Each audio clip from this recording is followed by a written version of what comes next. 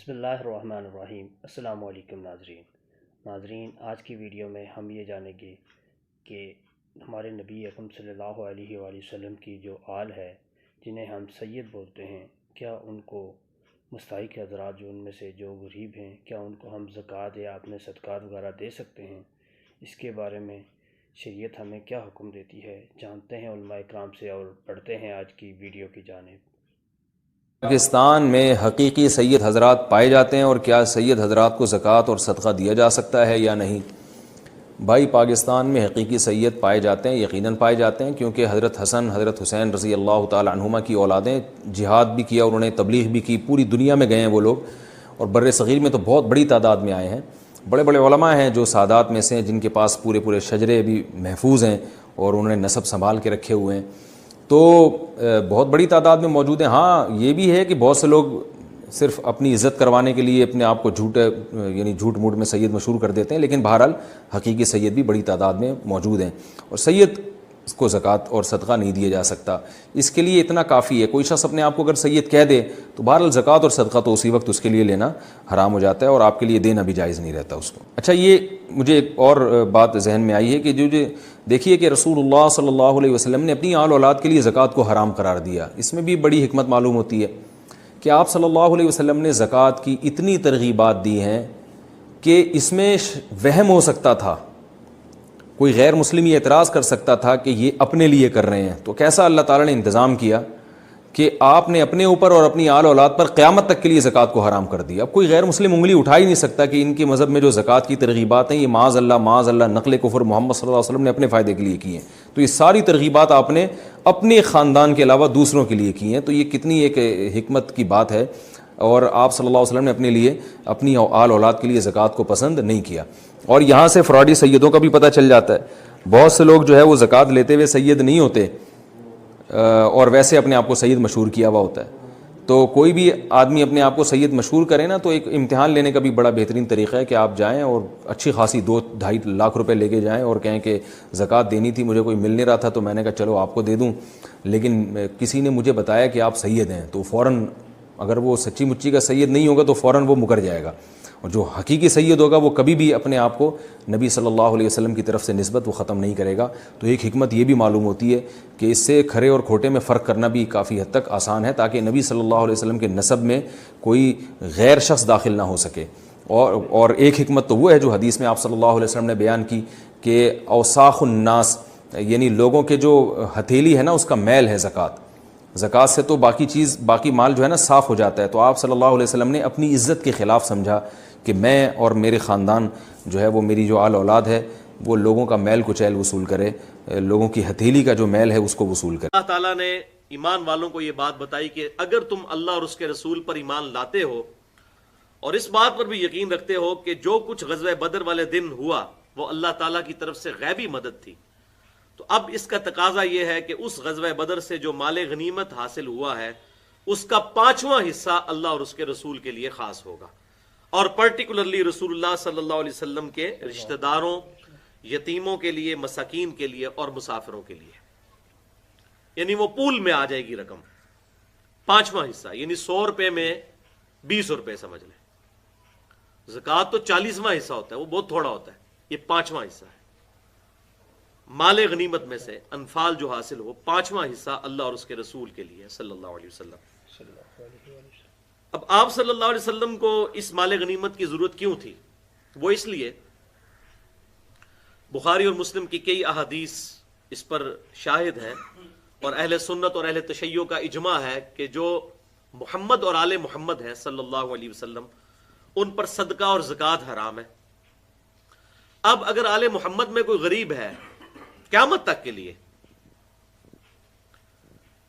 تو اب اس کے اوپر زکوٰۃ اور صدقہ لگ نہیں سکتا، تو اب اس غریب کی کس رقم سے مدد کی جائے گی؟ تو وہ اللہ تعالیٰ نے مال غنیمت میں جو کافروں کے ساتھ قتال ہو اور اس میں جو مسلمانوں کے ہاتھ مال آئے اس کا 5واں حصہ بیسیکلی اس کے لیے وقف کر دیا۔ یہی خلفائے راشدین کا طریقہ تھا۔ آپ صلی اللہ علیہ وسلم کی وفات کے بعد بھی خلفائے راشدین علیہم رضوان جو اہل بیت کے ساتھ حسن سلوک کیا کرتے تھے مال کے اعتبار سے، وہ مال غنیمت کے ذریعے ہوتا تھا۔ اب بدقسمتی کے ساتھ دنیا میں مسلمانوں کی وہ نہ تو عزت رہی نہ وہ ایسے معاملات رہے. تو اس وقت اب اس پہ اجتہاد کرنے کی ضرورت ہے کہ جو سید ہیں ان کے ساتھ اگر ان میں کوئی غریب موجود ہے تو اس کی کس طرح مدد کی جائے. تو ایک تو چیز یہ ہے کہ بغیر زکوٰۃ کی نیت کے اور بغیر صدقے کی نیت کے ویسے فرینڈلی ان کی مدد کی جائے آل محمد کی صلی اللہ علیہ وسلم، کیونکہ صدقہ اور زکوٰۃ ان پہ لگ نہیں سکتا. ویسے تو آپ ان کو گفٹ کر سکتے ہیں، ہبہ تو کر سکتے ہیں، جو چاہیں کر سکتے ہیں. اچھا، دوسرا ہے کہ گورنمنٹ لیول کے اوپر مسلمانوں کو ایسے معاملات کرنے چاہیے کہ جس کے ذریعے ایک جو سید ہے آل محمد میں سے صلی اللہ علیہ وسلم اس کی مدد کی جا سکے. اب اس میں اس چکر میں بھی نہیں پڑنا چاہیے کہ یہ آج کل لوگ جعلی بن گئے ہوئے ہیں تو اصلی بن گئے ہوئے ہیں. بھائی آپ کو اللہ تعالیٰ نے اس چیز کا مکلف ہی نہیں ٹھہرایا کہ آپ کسی کو چیک کریں کہ وہ جعلی ہے یا اصلی ہے، نہ یہ ہماری ڈومین میں آتا ہے. ہمیں تو کہا گیا ہے سورۃ الحجرات کے اندر کہ بدگمانی سے بچنا ہے، آخری درجے تک حسن ظن رکھنا ہے. تو کوئی بندہ اگر یہ کہتا ہے میں سید ہوں تو اس کی صدقہ اور خیرات اور زکوٰۃ کے علاوہ ویسے مالی مدد کر دی جائے. کو بھی مال بہرحال دے سکتے ہیں انشاءاللہ. انہوں نے آگے سوال کیا سید خاندان کو زکوٰۃ دینا کیسا ہے؟ تو سید خاندان کو زکوٰۃ دینا کیسا ہے اس کے بارے میں کچھ نہیں کہہ سکتا ہوں. نبی کے خاندان والوں کو زکوٰۃ دینا منع ہے.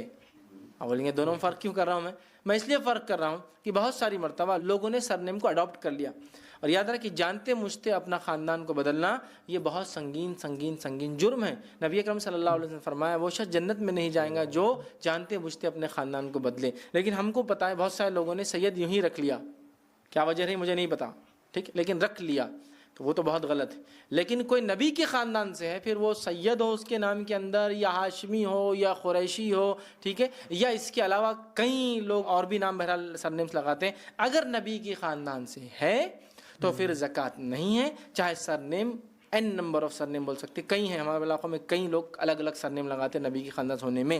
تو یہ ساری چیزیں اس پر ڈیپینڈ ہے. تو سید میں خاص نہیں کاؤنٹ کروں گا. اگر سید بھی نبی کی خاندان سے ہے تو ان کو بھی زکوٰۃ نہیں دی جائیں گی. لیکن پتہ چلا وہ ہے ہی نہیں، لگا لیے، یا کبھی کسی دور میں سردار تھے یا کوئی بڑے انسان تھے تو عربوں نے کہتا یا سیدی او میں ماسٹر اے میرے آقا، بس بولے ہم سید ہو گئے. تو ایسا تو نہیں ہوتا، خاندان ہونا چاہیے. لیکن اگر ہاں نبی کے خاندان سے ہے اور سید ہے اپنا سرنیم تو بہرحال نہیں دی جا سکتی، اور ان کا کام ہے نہیں لینا چاہیے. دونوں باتیں ایک جگہ ہے، ٹھیک ہے. چاہے ہاشمی ہو، ہاشمی ہے لیکن سید نہیں، لیکن ہاشمی یہ بھی نبی کے خاندان سے اگر ہے تو انہوں نے نہ لینا چاہیے، نہ ان کو کوئی دے تو انہوں نے کہنا چاہیے ہم نہیں لے سکتے ہیں، ٹھیک ہے. تو سید کو میں خاص نہیں کروں گا. میں یہ کہوں گا نبی کے خاندان سے جو ہے، چاہے جو سرنیمز ہو، وہ لوگ زکوٰۃ نہیں لے سکتے، صدقات نہیں لے سکتے. ان لوگوں کی اگر آپ کو مدد کرنا ہے، واقعی میں کوئی کہہ رہا ہے میں سید ہوں اور نبی کے خاندان سے ہوں، ہاشمی ہوں، قریشی ہو اور نبی کے خاندان سے ہوں، تو پھر ایسے شخص کو آپ نے بھی زکوٰۃ نہیں دینا چاہیے. پھر کیسے مدد کریں ان کی؟